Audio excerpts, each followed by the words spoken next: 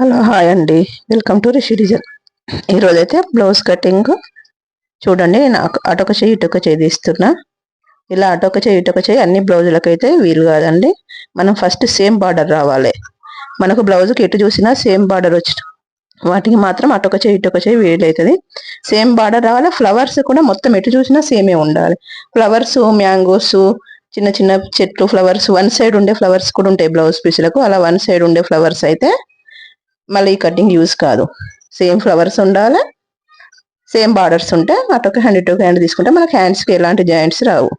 మళ్ళీ పెద్ద హ్యాండ్స్ పెద్ద బిగ్ బార్డర్ వస్తుంది కదా, బిగ్ బార్డర్ వచ్చిన వాటికి మాత్రం మనం ఒక సైడే తీసుకోవాలండి. మళ్ళీ మనం ఎప్పుడైనా బ్లౌజ్ కట్ చేసేటప్పుడు ఫ్లవర్స్ ఎటువైపు ఉన్నాయి చూసి వెనుక భాగం కూడా అలాగే నిలువుల ఫ్లవర్స్ నిలువులు వచ్చేటట్టు కట్ చేసుకోవాలి. ఇలా బ్లౌజ్ కట్ చేసేటప్పుడు ఫస్ట్ బ్లౌజ్ పీస్ని మనం మొత్తం చూడాలండి ఎట్లున్నది అనేసి. సేమ్ ఉంటే మాత్రం ఇలా ఈ కటింగ్ అయితే యూజ్ అవుతుంది.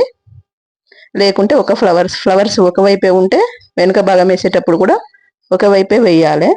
మళ్ళీ వేరే తీరేస్తే మాత్రం కిందికి ఫ్లవర్స్ అయ్యి పైకి నెక్ వస్తుంది, అట్లా బాగోదు. ఫస్ట్ అయితే మనం బ్లౌజ్ పీస్ని చెక్ చేసుకోవాలి. బ్లౌజ్ కట్ చేసేటప్పుడు చూడండి, నా ఎంత చిన్న పీస్ అయినా ఎలా సరిపోయిందో బ్లౌజ్. హాఫ్ హ్యాండ్స్ కాబట్టి ఇవైతే నాకు సరిపోయినాయి. ఫుల్ హ్యాండ్స్కి అయితే సరిపోకపోవండి. ఇంపర్ఫెక్షన్ నచ్చితే ఒక లైక్ ఇవ్వండి.